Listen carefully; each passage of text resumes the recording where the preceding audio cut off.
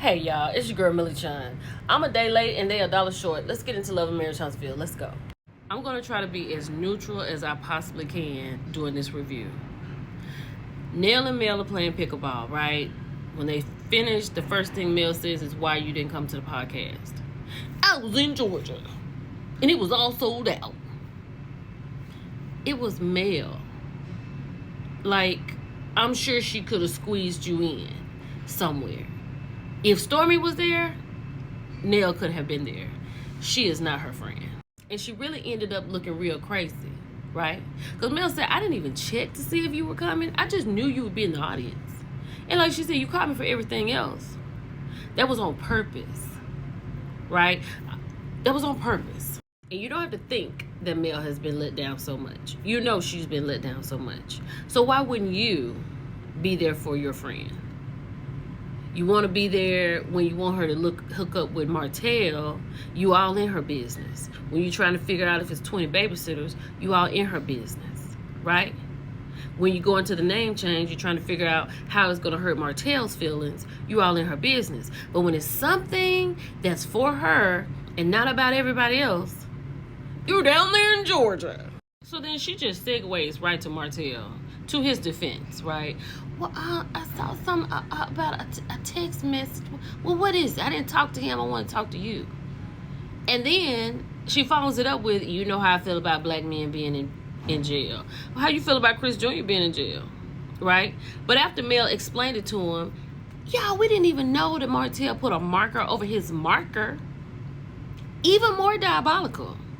She somehow managed to say, okay, now I understand. Which I don't think so. But now she about to get into, I think, her and Chris and his daughter. Let's go. So she's putting it all on Lexi, right? She's not thinking about everybody else's feelings, but Lexi has her own feelings. And we now know that you don't give a you know what about Lexi. You're a horrible stepmother. Horrible. But Mel didn't let it finish till she spin the block back on there. She said she's going to talk to Kimmy and Tisha about not coming. And she said because their boss was hosting it, right? And she was like, oh, I think they have a reason. You know they got a reason. Y'all not already talked about it. Let's keep going. So we get to meet Trish, right? She has sat down with Stormy, and she's talking about Tisha has come into the gym, and she wants Tish to train her. So Tish has not returned Tisha's call yet, so she wanted to check in with Stormy. So Stormy's like, why didn't you call her back? You should go ahead and call her back, right? And she was like asking questions, and she let her know that she has called Tisha's husband out of his name, and they just kind of don't get along. But she said Tisha might be her type of vibe, so just go on and call her and work her out. Okay, so now Tisha's talking about her other relationship that she was in. And I think allegedly that's that husband that she has. And she was saying how, like, she had lost herself and it was just becoming too much. And she was like, she's like a firecracker. So she had to get out of there. Then Stormy asked, well, how did you and Ken link up?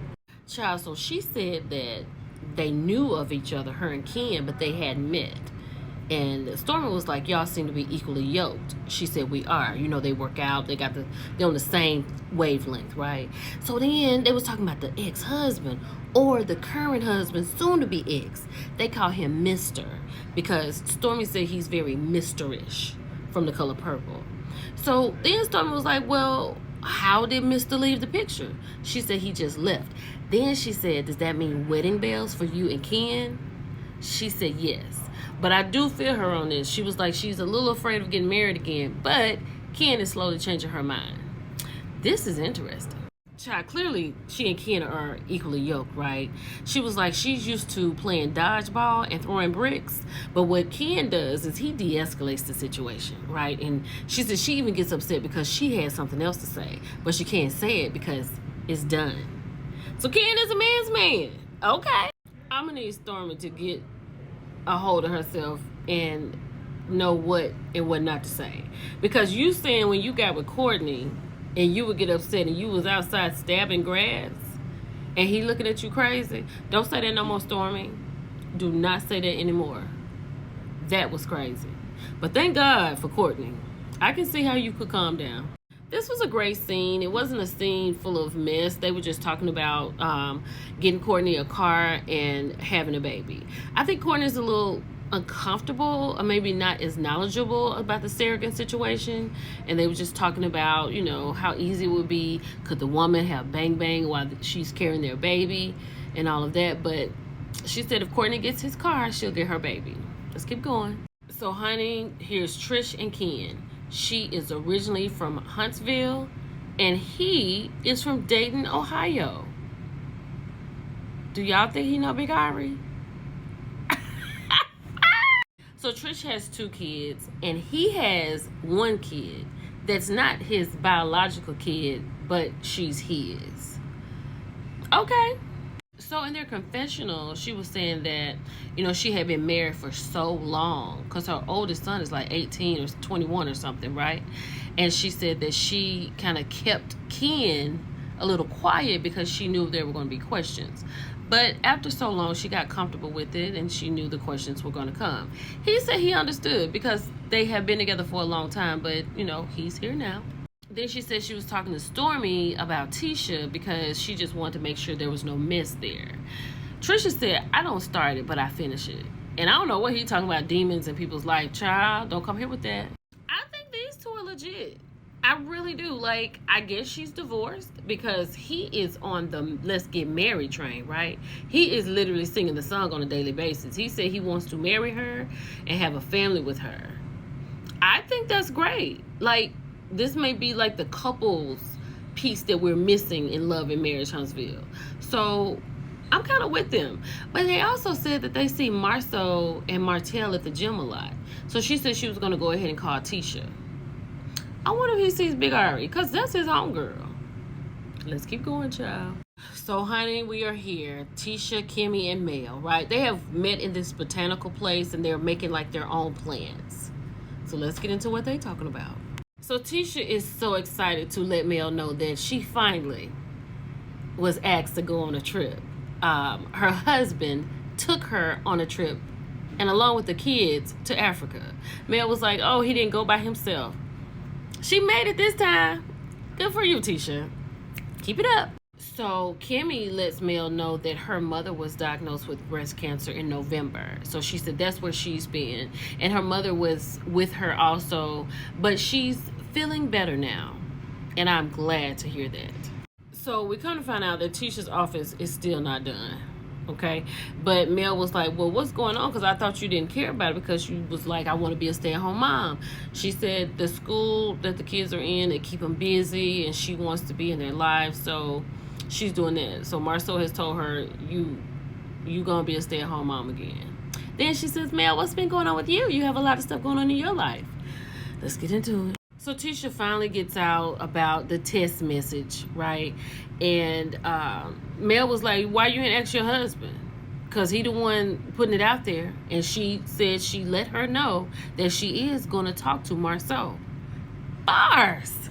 But Mel went on and explained exactly what it was, and also reiterating, I'm going to talk to your husband. So now that Mel is explaining everything to these 2, Kim is like, oh, now it makes sense. I understand. I don't blame her.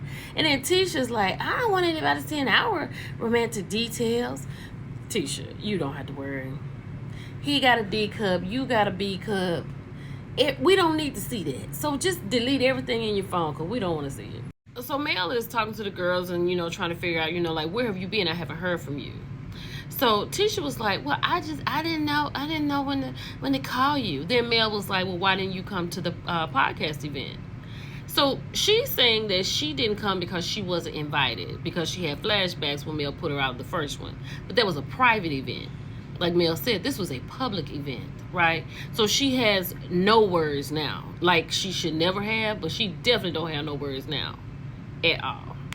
I can't with Tisha. So Tisha is stuck back over there when Mel put her out of that party, right? And she said, I didn't come because I wasn't invited. Then Kimmy lets her know the reason she didn't come was literally because the people that follow Mel are not really nice to them, right? And Mel's like, you talking about the millimeters? Then Tisha wants to say, yeah, because they really don't have anything nice to say. Go and tell her what you said last week. How they middle-aged. And they're horrible. Go and tell her. So Mel explains to them that there was a lot of energy towards Sonny because of the situation with Moses and Destiny, right? But then Kimmy says if we were there, it would be towards us.